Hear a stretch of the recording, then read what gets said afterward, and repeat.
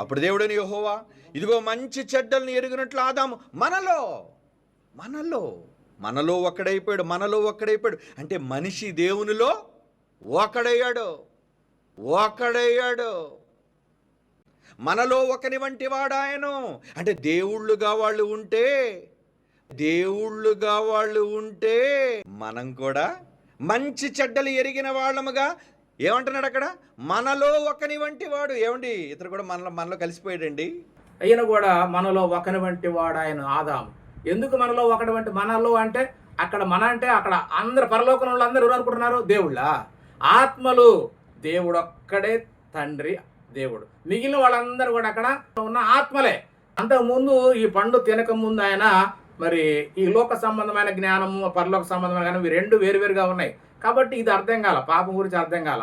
అంటే ఇప్పుడు ఎప్పుడైతే ఆజ్ఞ అతిక్రమించాడో ఈ సాతాను గడికి ఉన్నటువంటి ఈ పాపకు సంబంధించిన జ్ఞానం కూడా వచ్చింది.